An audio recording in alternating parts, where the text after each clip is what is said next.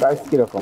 আসলে আমরা বিক্রি করি 4500 যেরকম আপনার থাইল্যান্ডের টাকা লেখা আছে 2190। এর ভাই আপনি নিজে তৈরি করতে পারেন না, এটা ওখান থেকে লাগা আছে, আমরা এগুলা লাগাই লোকালি তৈরি করে লোক খরচ হলো 200 টাকা 300 টাকা, আপনি লিখে দিন 40,000 টাকা। কিন্তু আমাদেরকে দেখে বললেন 4700, কিন্তু যখন আমি চলে যাবো তোমরা 40,700। আপনারা চাইলে এখন কিনতে পারেন, যেহেতু কম দাম আছে এখানে, আর আমরা চলে গেলে আবার দাম বাড়িয়ে দিবে। কতক্ষণ বাড়িয়ে দিবে আল্লাহ জানে। মূল্য লেখা দেন নেই, ভাত তো আছে। ইম্পোর্টার কে? সবগুলো বলতে পারবেন না, নিজেরা ইম্পোর্ট করে। ভিতরে যান। ওনাদের দায়িত্ব আছে, কাপড় উনি বলতে পারবে, সেলসম্যান উনি। হ্যাঁ, এটা কেমন দাম? এটা স্যার প্রাইস কিরকম? আসলে আমরা বিক্রি করি 4500। 4500। এমআরপি লেখা নেই, ডিক্লেয়ার দেন নাই কোথাও? এমআরপি লেখা নাই, আমরা তো বার্গেনিং করে বিক্রি করি। এটা বাইরের প্রোডাক্ট না, বাইরের product। সেক্ষেত্রে ইম্পোর্টার থাকবে। থাইল্যান্ডের লোকে বাদ যেটা লাগানো আছে ওটার উপরে আর কি ডিসকাউন্ট করে আমরা। ইম্পোর্টার থাকবে না যে অমুক ইম্পোর্টার নিয়ে আসছেন, তার নাম ঠিকানা থাকবে, উনি ডিক্লারেশন দেবে এত টাকা, আপনি তো কম বেশি করতে পারবেন না। আর ইম্পোর্টার কি আপনি নিজে না অন্য কেউ? না স্যার, আমি লোকে সেলসম্যান। না না না, এটা কোথা থেকে পেয়েছেন? এটা ইম্পোর্ট লোকে মনে হয় পার্টির আয়না দিয়ে যায়। পার্টিরা নিয়ে আসে দেয়। তা কাগজ দেখেন আমাদেরকে একটু দেখি, কোন পার্টি নিয়ে আসে দেয়। কোনোটাতে টাকা লেখা নেই। এই বাইরের প্রোডাক্টের ক্ষেত্রে এটা দিতে হবে। এই যে স্যার আমরা দামাদামি করে বিক্রি করি, আমরা তো একদম বিক্রি করি। এটা কত বিক্রি করেন? এটা বিক্রি করতেছিল 4700 টাকা। কিন্তু আমাদেরকে দেখে বললেন 4700, কিন্তু যখন আমি চলে যাবো তোমরা 40,700। এটা কমন জিনিস। হ্যাঁ, এটা হলো কমন কিফিনি জিনিস, আমরা যা বিক্রি করি আমাদের রাস্তা। এমআরপি লিখে দিবেন না, আপনি তো লিখবেন না, লিখবে কে? ইম্পোর্টার ডিক্লারেশন দিবে। লেখা আছে এমন কিছু আছে প্রোডাক্টের গায়ে? না, আমাদের গায়ে মূল্য দেওয়া নেই, এই তো সমস্যা। তো কারণ আমরা তো ফিক্সড করি।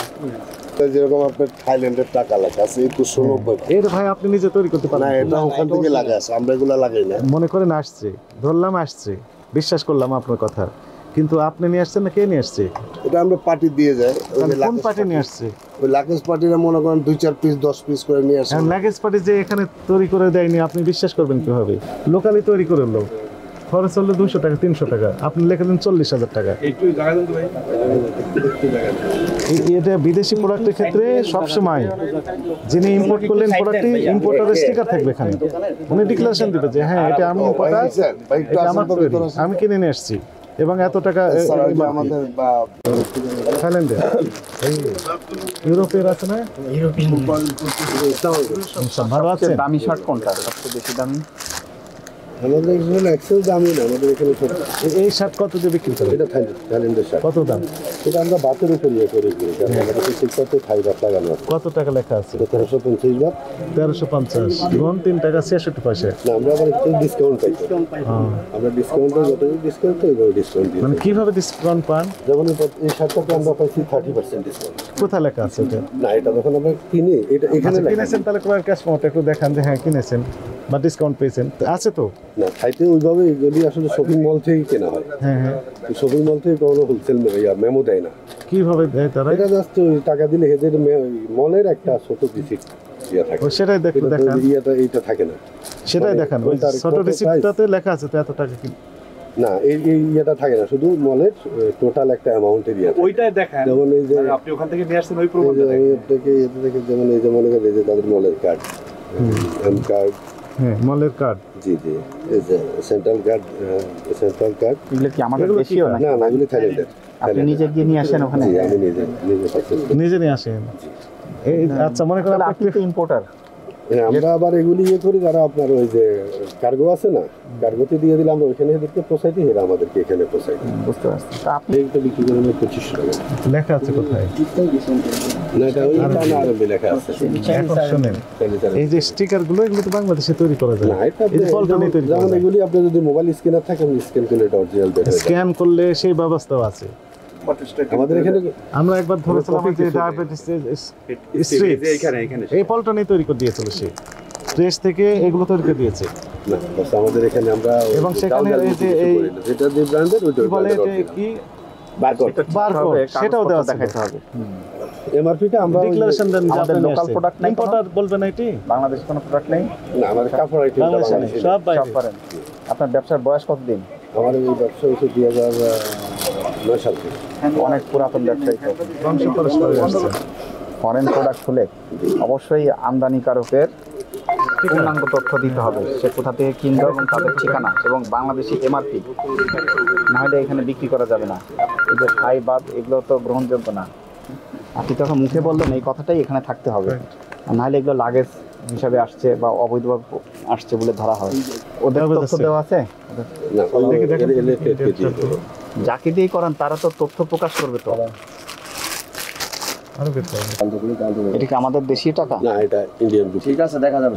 রুপিস আরএস লেখা নেই। আমার কাছে আমি করতে আরএস লেখা থেকে সেটাও লেখা নেই। যাই হোক, না এটা ওটা আমি আসি মুম্বাই, হাত দেই না।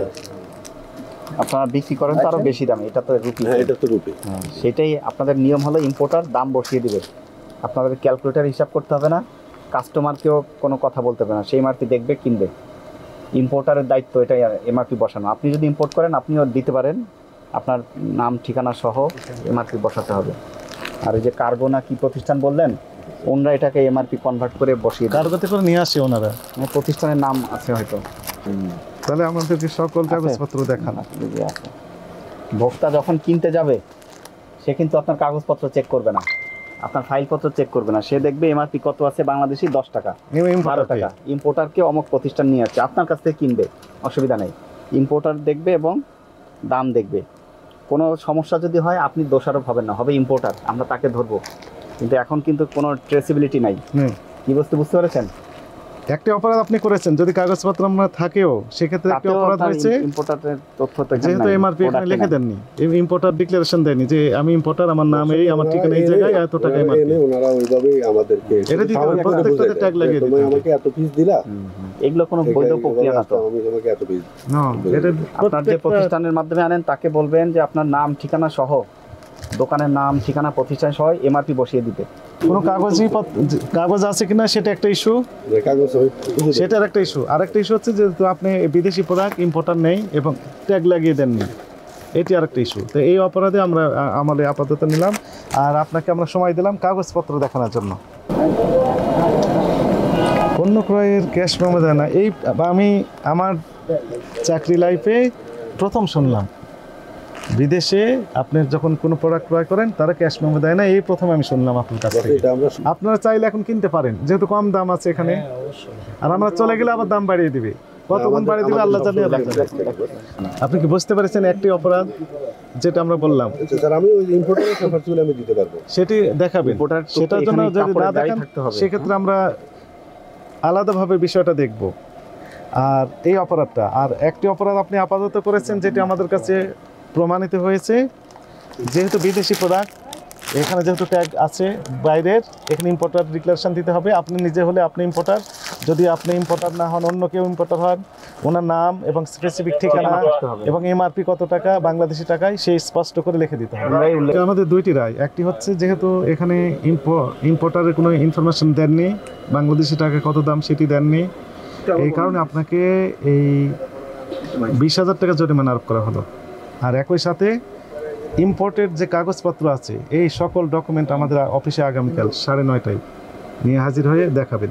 যদি দেখাতে পারেন তাহলে অব্যাহতি দেওয়া হবে, আর যদি দেখাতে না পারেন সেক্ষেত্রে এই ধারায় যে অপরাধ সেটি আমলে নিয়ে আপনার বিরুদ্ধে আইনানুগ ব্যবস্থা নেওয়া হবে।